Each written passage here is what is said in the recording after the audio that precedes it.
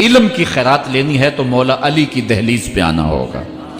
حضرت مولا کائنات فرماتے ہیں میں نے اپنے ارادوں کی شکست سے اپنے رب کو پہچانا ہے۔ جو میں منصوبہ بندی کرتا ہوں نتیجہ یہ نکلے گا، میرا خیال ہوتا ہے یہ ہوگا، لیکن ایسا نہیں ہوتا، ہوتا وہ ہے جو رب کو منظور ہوتا۔ اس لیے میں اپنے ارادوں کی شکست سے اپنے رب کو پہچانا ہے۔ حضرت مولا کائنات زندگی گزارنے کا ڈھب، اسلوب اور طریقہ بتا رہے ہیں، سنو۔ فرماتے ہیں خالط الناس مخالطتاً ان متم معہا بقو وان عشتم ہنو الیکم۔ لوگوں کے ساتھ ایسی زندگی گزارو کہ اگر تم مر جاؤ تو لوگ روئیں کہ کوئی قیمتی متاع کھو گئی، اور اگر تم زندہ رہو تو لوگ تمہاری صحبت کے مشتاق رہیں، تمہاری مجلس میں بیٹھنے اور تمہارے پاس آنے کی آرزو اپنے سینے میں رہے۔ مرو تو زمانہ تڑپے، تمہاری موت پہ لوگوں کے سینے میں دل دہل جائیں، اور جیو تو لوگ تمہاری خدمت میں حاضر ہونا اپنے لیے ایک سعادت مندی سمجھیں۔ مولا کائنات رضی اللہ تعالی عنہ دشمن پر طاقت پانے والے کے لیے ایک نصیحت کرتے ہیں، فرماتے ہیں اذا قدرت علی عدوک فاجعل العفو عنہ شکرا للقدرت علیہ۔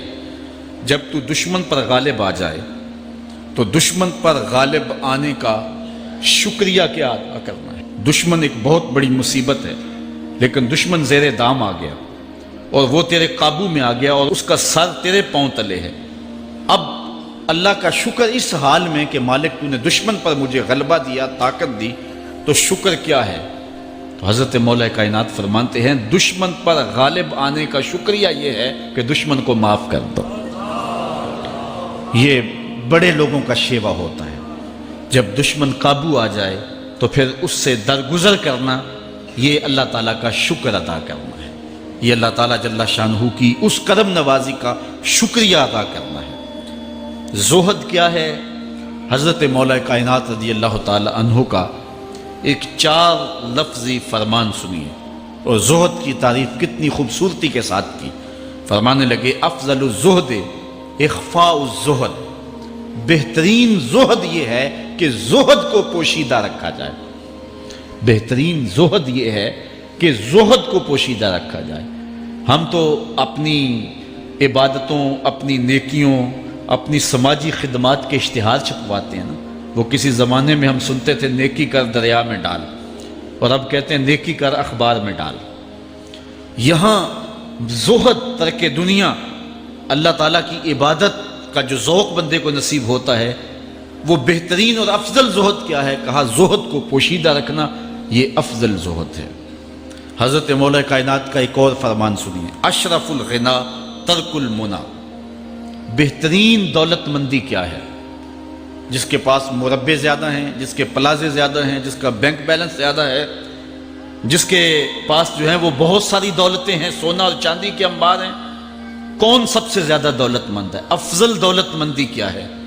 تو حضرت مولا کائنات فرماتے ہیں کہ افضل دولت مندی یہ ہے کہ آرزویں ترک کر دی جائیں، ورنہ کھرب پتی بھی بندہ ہوگا تو اس کو چین نہیں آئے گا، قرار نہیں آئے گا، حل من مزید اس کی تباہ میں ہوگا۔ چونکہ آنکھیں نہیں رجتی، پیٹ بھر جاتا ہے، آنکھیں نہیں بھرتی۔ کوزائے چشم حریصاں پر نشد، تا صدف کانے نشد پر در نشد۔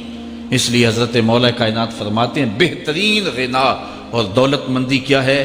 کہ بندے کی آرزویں ختم ہو جائیں۔ اقبال کہتا ہے تیری دعا ہے کہ ہو میری آرزو پوری، تیری دعا ہے کہ ہو میری آرزو پوری، میری دعا ہے کہ تیری آرزو بدل جائے، میری دعا ہے کہ تیری آرزو بدل جائے۔ تو یہ بہترین غنا ہے کہ بندے کی آرزویں مختصر ہو جائے، ورنہ انسان جس حالت میں بھی ہو وہاں مطمئن نہیں ہوتا۔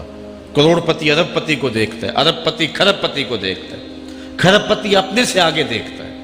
اس لیے جب آرزویں مختصر ہوں گی تو بندہ جس حالت پہ بھی ہوگا راضی ہوگا، اور بندہ اپنی حالت پہ راضی ہو جائے تو یہ اللہ کی رضا کا سبب ہے۔ حضرت مولا کائنات کا ہی ایک قول ہے، جو اللہ کے عطا کردہ تھوڑے رزق پہ راضی ہو گیا، اللہ تعالیٰ قیامت کے دن اس کے تھوڑے عملوں پہ راضی ہو جائے۔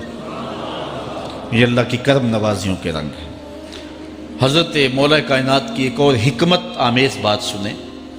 فرما رہے ہیں سیئات تسوء کا خیر عند اللہ من حسنۃ توجبو کا، وہ برائی جو تجھ کو پریشان کر دے، دکھی کر دے، اذیت میں مبتلا کر دے، وہ گناہ جو تیرے ضمیر پہ بوجھ بن جائے، تو اپنے آپ کو حقیر سمجھنے لگ جائے، چھوٹا سمجھنے لگ جائے، گناہگار سمجھنے لگ جائے، جس برائی سے تجھے دکھ پہنچے وہ اس نیکی سے بہت اچھا ہے وہ تیرا برائی کرنا جو تجھے تکبر میں مبتلا کر دے۔ جس نیکی سے تو متکبر ہو جائے، انسان کو انسان نہ سمجھے، مخلوق کو کیڑے مکوڑے سمجھے، اپنے سجدوں پہ ناز کرے، ان سجدوں سے وہ برائی بہتر ہے جو تیرے اندر عجز پیدا کر دے، تیرے اندر نرمی پیدا کر دے، تیرے اندر جو ہے وہ ایک رقت پیدا کر دے۔ وہ برائی جو ہے وہ اس نیکی سے بہتر ہے۔ حضرت مولا کائنات کا ایک اور فرمان دیکھیے، لا غنا کل عقل ولا فقر کل جہل ولا میراث کل ادب ولا ظہیر کل مشاورہ۔ کتنی خوبصورت باتیں ارشاد فرمائیں۔ فرمایا عقل جیسی دولت کوئی نہیں، عقل جیسی دولت کوئی نہیں ہے، اور جہالت جیسی غربت کوئی نہیں۔ جو شخص جاہل ہے وہ کروڑوں میں بھی کھیلتا ہے تو وہ غریب ہے۔ اللہ نے عقل کا چراغ دیا ہے تو اس کے پاس دولت نہیں بھی ہے تو عقل بہت بڑی دولت ہے۔ تیسری بات، ولا میراث کل ادب، اور ادب جیسی وراثت کوئی نہیں۔ ایک بندے کو ادب کی دولت مل گئی تو اس کو سب کچھ مل گیا۔ آج جس دور میں ہم جی رہے ہیں، اس دور میں ہم سے ادب چھینا جا رہا ہے، بڑی باریک سازشیں ہو رہی ہیں، آنکھوں سے حیا نکالا جا رہا ہے، بوڑھوں کا، بزرگوں کا۔ یہ ماہ رمضان کا کتنا حیا ہوا کرتا تھا، اگر کوئی بدقسمتی سے روزہ نہیں رکھتا تھا تو وہ سامنے کبھی کھاتا ہی نہیں تھا، اسے رمضان کا حیا مارتا تھا۔ لیکن آج لوگ کھلے بندوں نہیں کھا رہے، حیا ہی اڑ گیا آنکھوں سے۔